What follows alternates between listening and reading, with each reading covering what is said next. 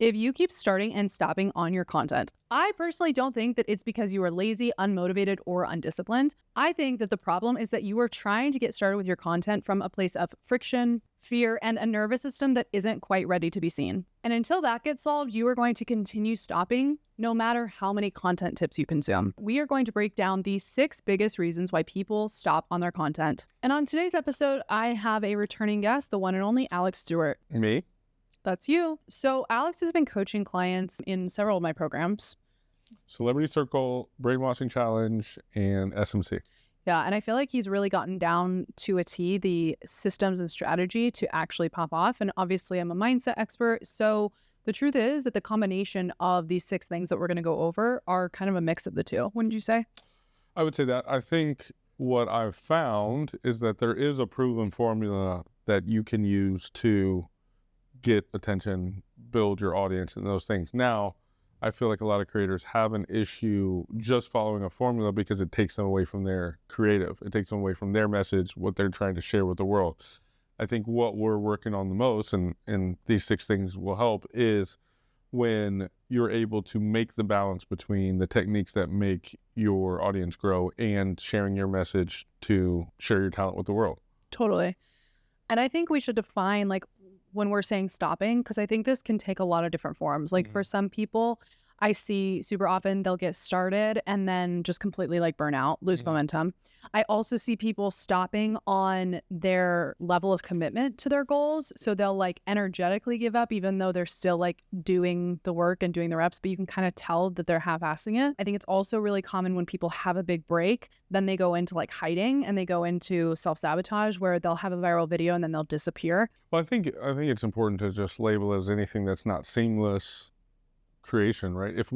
Seamless to whatever you want to do. I would say if you want to be creating content, powerful content that shares your message well, that feels fulfilling to you, that is also working and performing and building your audience, and you're not, even if you're doing the right things, but it's not performing well, that's not, that's a version of friction, right? And so friction is going to make you stop every time. Yeah, for sure. And I think that's one of the things on here. Also, do you think that this list of 6 is also inclusive outside of content? Like, I was thinking about it, obviously, while we were prepping this, the focus for this is content. But then when I was going through it, I was like, oh, this also was super true for me with acting. It's super true for me with writing. Like, I think that there's a kind of a direct translation between these 6 things that stop you from building momentum, no matter what visibility goal you're going after. Yeah, I think, obviously, reducing friction, once again, and that's the phrase I've taken on, is to reduce friction, because that, to your point you made at the start, that could mean a lot of different things to different people, but obviously that's going to translate to anywhere there's friction, right? It doesn't necessarily just have to be in content creation. How you think about it and then how you apply it to content creation is what we're talking about here, but the same thing can be used almost anywhere, I believe. For sure. And I think the overarching thing with all of this is that it's not always the most talented people who pop off. It's not always the like hardest workers who become successful. It's ultimately the people who figure out how to stop stopping. Yeah, I mean, I think what I'm seeing more than anything, the more I learn, because I'm on trainings nonstop throughout the week to try and build knowledge that I can then share, but also help you in so many different ways. But I think what I'm seeing across it, and that I say that to say both in trainings and in application in coaching clients, is that when there is friction, when you can't get in a comfortable place to do whatever it is you want to do, you're going to find a reason to stop, if that makes sense. I think sometimes people will make planning the friction, in that they never have to start going because I'm still planning, I'm getting it ready, I'm getting the right cameras, I'm getting the right scripts, I'm trying to refine my message. That's one form of friction, but for the people that are ready to actually get going, they have their message together, I think planning to deal with the friction that's in front of you is probably one of the most valuable things you can do, right? Because if you do everything you can to remove that and know what you're going to do when you see it, because it's going to happen, you're going to have success. For sure.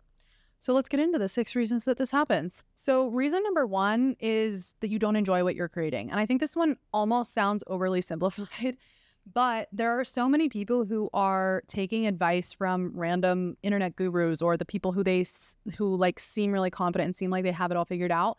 And they think that showing up and getting to success is going to require a pathway that they don't enjoy. Yeah, and I think a lot of this comes from what your message is. Like, are you clear on your message?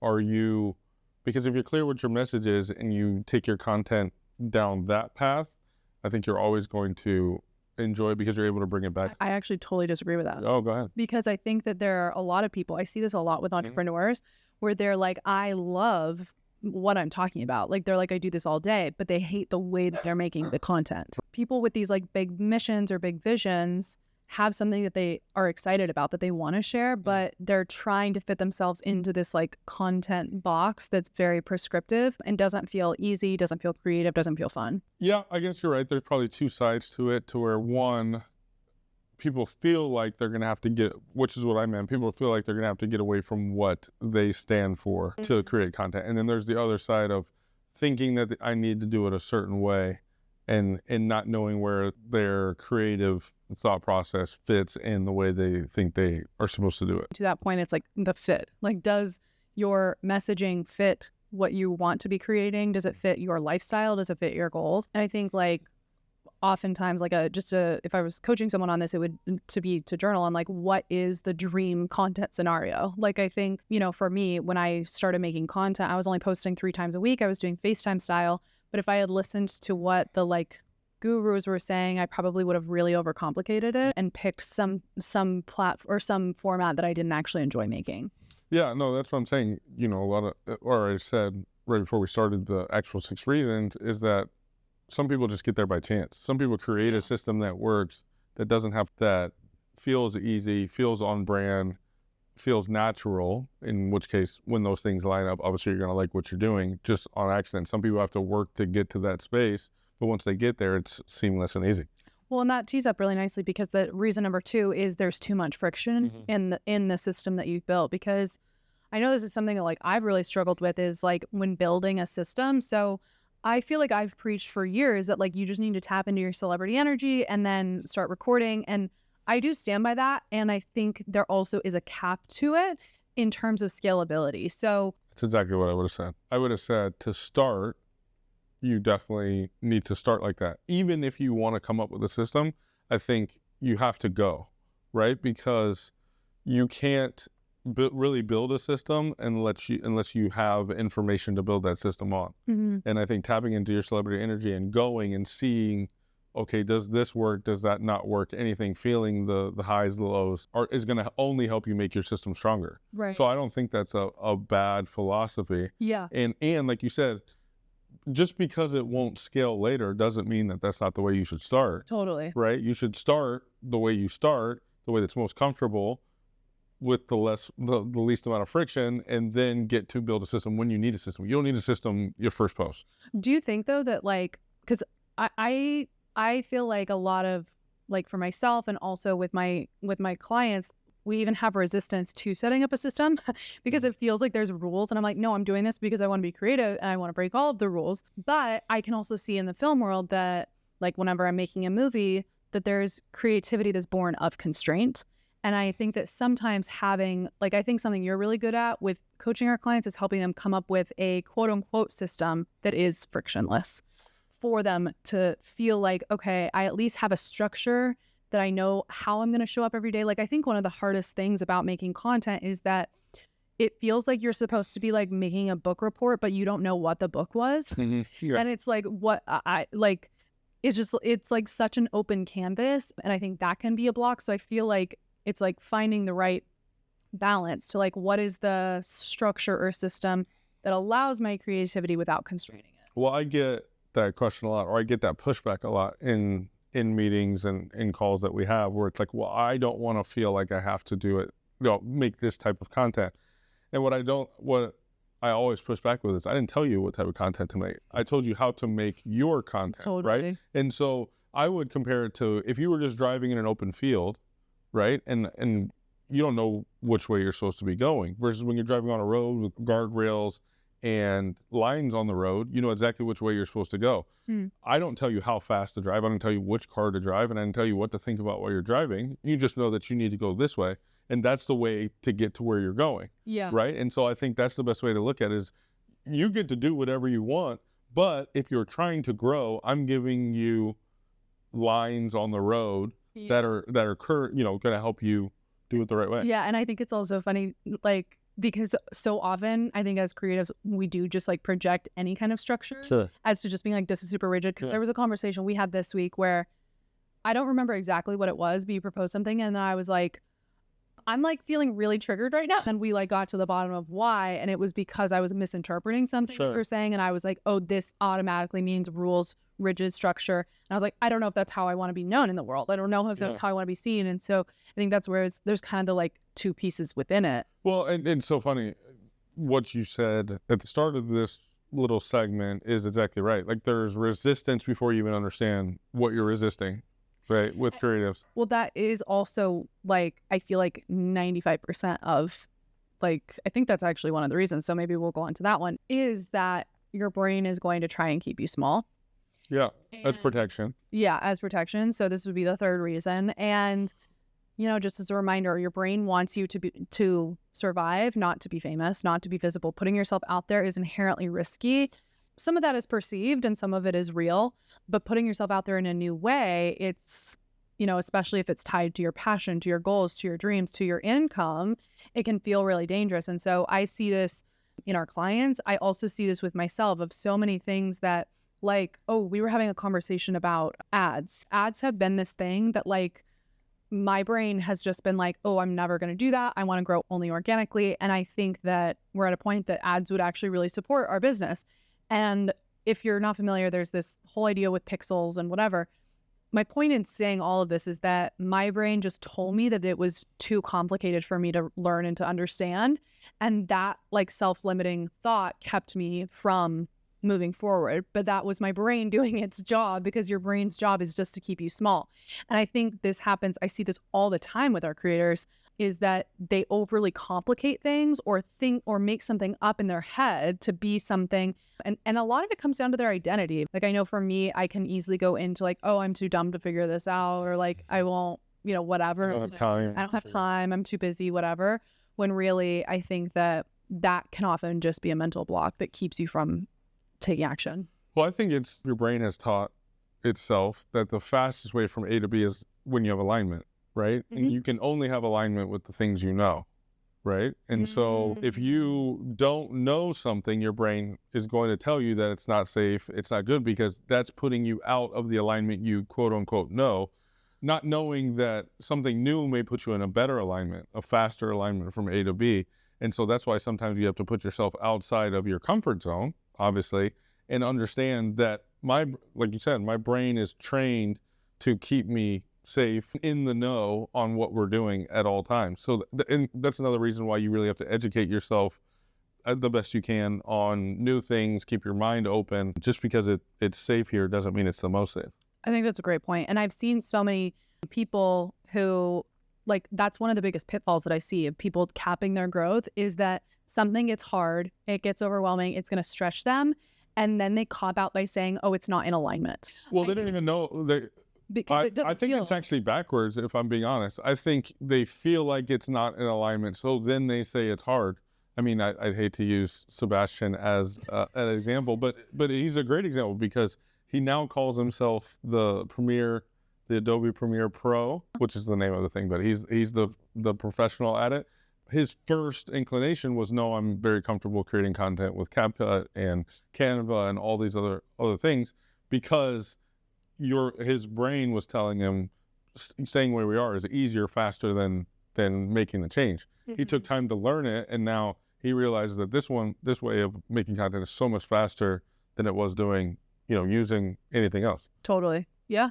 No, I think that's true. It's your brain will just tell you that things are in alignment if they're familiar. So in addition to your brain keeping you small, number 4 is that your nervous system is keeping you small, because your nervous system wants a herd. So if you think about how we've evolved as a species, we've evolved with other people in community, relying on other people for food, for shelter, for validation, for connection, all of those things. And so our brains seek that out, and our nervous system feels actually like activated. It moves from a parasympathetic nervous system into like an active threat nervous system when we step out and try something new, especially if that feels like it's like quote unquote leaving your community behind.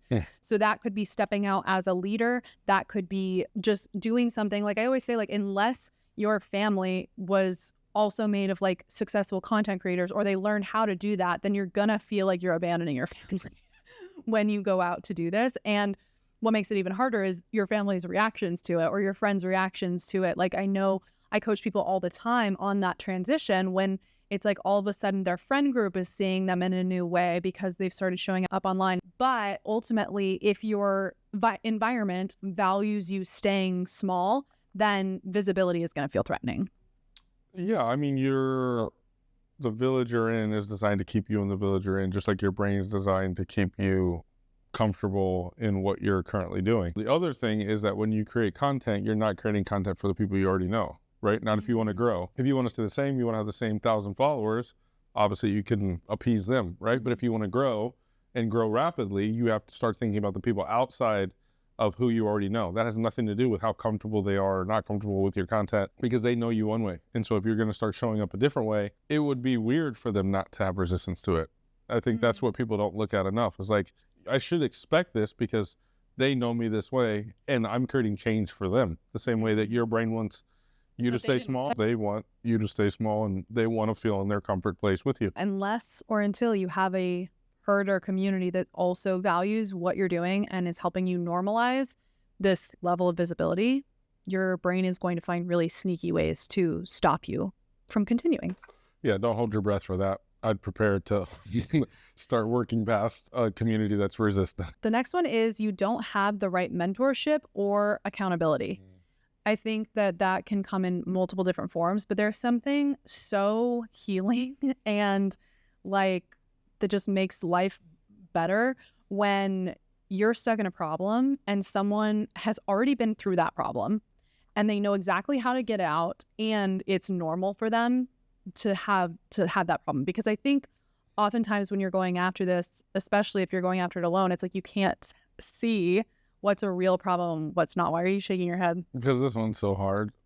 Why? Because you don't believe in mentorship? No, I'm just kidding. I believe in it so much, especially in social media creation. I'm shaking my head as a joke because if you don't have this, you can't succeed in social media. Because one, things are changing all the time with social media, right? So unless you're studying as much, unless you're studying it as much as I am, which means you then don't have time to make social media content, right? Like I don't have as much time. If I took a fraction of the time I spend studying all this stuff to make content, I would have 4 posts out a day, right? And so there's no way to keep up with it.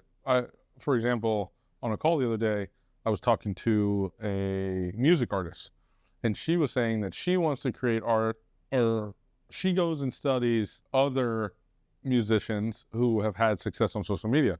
Well, we go look at their social media that they've been creating for 4 or 5 years. The biggest thing is it's not the same, right? They made, if you made an audience of 90,000 people 4 years ago, you could not possibly make the same audience the same way now, right?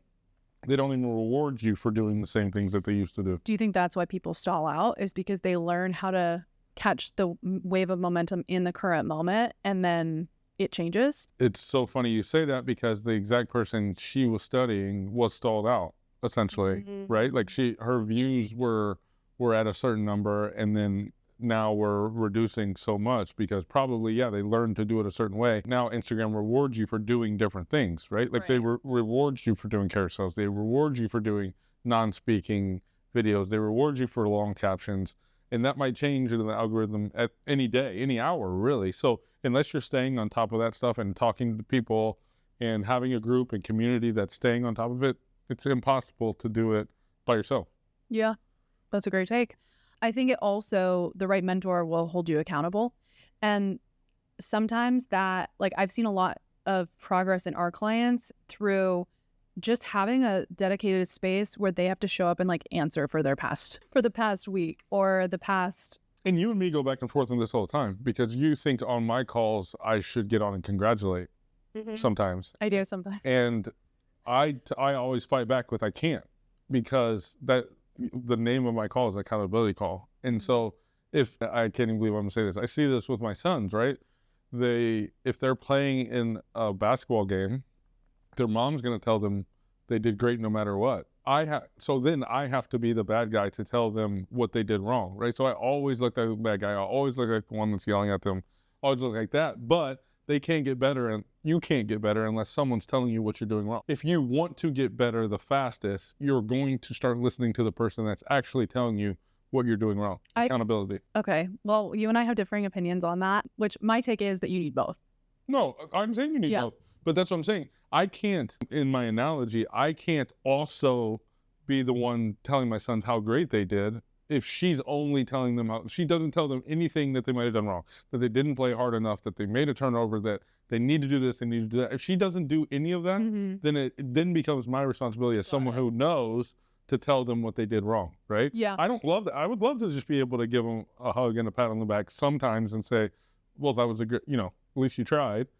Well, but that doesn't make them better in that instance. And I like this example also because you're able to do that because you know the game so well. Exactly. Right? Which is the same. Good mentor, right. I think that that's been such a benefit of bringing you in to my coaching programs to coach my clients alongside me and the other coaches, because oftentimes I do find that a lot of my work is normalizing and is being like, you've got this, like this is part of it, and like the encouragement side. And I feel like I can now lean into that almost even more because I can trust that like they're going to get the accountability side. Well, and because both are right. Right. But you do have it. You do get it. My goal in helping anyone is try to get you there as fast as possible.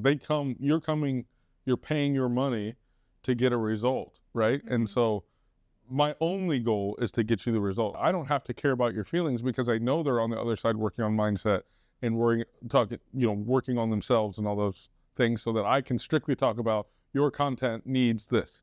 So for sure. The last reason that you keep stopping is because you have not learned how to tap into celebrity energy. So let's just give a couple definitions. Celebrity energy is the it factor. It's that intangible, it's that je ne sais quoi that makes people drawn to want to watch you. It's essentially, and obviously we go into all of this in our programs, is like how to create that, but it's a feedback loop between you and your audience, and it's symbiotic, and it actually feels really good when you are in that, when your content feels like a conversation. This kind of goes back to like something that you enjoy, but so many people don't even get to that point. They don't get to that flow state. I was coaching one of our clients today. She's like, how did you get to the point that you feel and look so confident? And I went back and showed her the post from January 2022 or 2023 when I didn't at all. And I was like shaking in my boots and just like trying. And of course it was like, but continuing to show up and get those reps is how you get to the place where you can be magnetic, where you can just turn it on, where it can be fun and flowy. And I think so many people stop before they get to that point, when if they figured out how to do that, it would then compound on itself. Well, that's why I said earlier that just going with celebrity energy is going to make your system so much stronger, right? Yeah. I don't think you can do one without the other, because tapping into your celebrity energy by definition, the way you talk about it, should be part of your system, right? Because you're constantly going to have to regulate. Even if you're good where you're at right now, when you start to scale up, like you talked about, you're going to have to tap into it in a whole different way. 100%. Because now you've got a bigger audience. You're talking about bigger things. Maybe you're talking about more meaningful things to you. Maybe you're being more vulnerable. There's so many different reasons why being in tune with yourself and being able to show up a certain way is so important. 100%. And I think like that's like where the new levels, new devils come in, because you could go back and look at any of my content, and it's like anytime I've switched formats, and I've done that a lot over this last year. Like we worked with a production company on YouTube. We've done in studio for content. We've done, even this is a slightly different format. And for me, like having to learn how to tap into celebrity energy, like it's the easiest for me when I'm by myself with a camera. Like that's just is where I feel the most confident in myself. But if you want to continue growing, or if you're, I know a lot of like entrepreneurs or something, it's like their content is a vehicle for them. It's not the destination, if that makes sense. And so they need to have a system. They need to be able to let other people into the process. And so being able to tap into celebrity energy when you have that system it's just a different beast. It's a different ballgame than doing it on your own. So the work, to your point, is like continuing to be able to tap into that. I feel like because I don't want to say a defense as much as offense, because when you're taking that next step, that is an offensive move for you, but it's not necessarily defense, just to tap into it right now. However, I think it is the basis by which you can make the next step, because how you explained it from the start, it's that connection you have with your audience, right? Mm-hmm. And so now you have to make sure you're connecting with the audience to share with them what they want to hear, not necessarily just what you want to tell them, or in a way that they can digest it when they hear it. Then once you tap into a larger audience, you have to have a connection with them. And that's where I heard you say a lot of people stall out, right? Because you're used to talking to this size audience who cares about these certain things.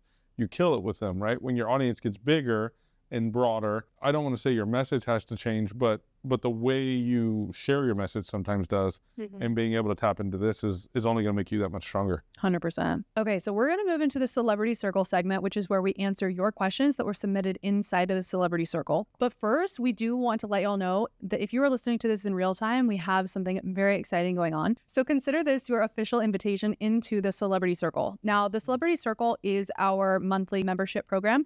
You also get access to the Creator Engine, which is what Alex built to help our creators to actually build out their content. The Celebrity Circle is where you're going to get all of the tools, the support, the community, the coaching, and the frameworks for you to actually pop off. And if you're watching this in real time, we actually have a special founders rate going right now. It's going to close next week. So if you are wanting to get in, save some money, this is our most accessible coaching offer that we have. We'll make sure to include the links below. So make sure to check us out. Okay, so the Celebrity Circle segment. Now, one of the perks of joining the Celebrity Circle is that you can submit your questions to have them answered here on the show. So I'm going to read this one from Christina. Hi, Whitney. I've been thinking about what you said about visibility being self-concept work. I'm studying visual culture and spending a lot of time thinking about how identity shapes what people are drawn to in art spaces. So your perspective is often something I think about. I keep thinking about the tension between self-definition and external recognition, and I'm curious how you see identity actually stabilizing between the two. I'm hearing that as the way you see yourself versus the way you're showing up for others, or the way you appear to others. That's the question I have. Yeah. Which one? The way they perceive you, or the way you're projecting to them? Well, I mean, obviously we can't control how our audience sees us, right? We can, but by the things we put out. Sure, but it's going to be a projection regardless. So I think backing it up and talking about it from the like, this is what I'm putting forward is a little bit more empowering place to jump off from. So let's discuss the tension between self-definition, the way you see yourself versus the way that you project yourself into the world. This is going to be obvious, but the closer those two are together, the better for your content. I think a lot of times people think those need to be farther apart than they do. Mm-hmm. And I think the closer they are, the better your content performs too. And by that, I mean, someone a lot of times will think, I have all these thoughts, but I need to talk about this because that's what people want to hear. When in actuality, they want to hear closer to what your thoughts are that you're not sharing with them, and your story. And like I say, you oftentimes want to build a personal brand. And a lot of times people think that they want to hear about what I have to offer them. Does that make sense? That they want to hear about you first, and then you can tell them about something versus trying to tell them about whatever that is without telling them about you first. Without them getting to know you. Getting to know you. Yeah. I agree with that. I think especially when you're starting, the line should be very thin and very fine. And I think the more that you grow, the more it kind of, for mental health reasons, I do think you have to have some separation. There's a fantastic book called The Alter Ego Effect, and it talks about building an alter ego that you can step into and step out of. And your alter ego it's like your highest self. It's your celebrity self.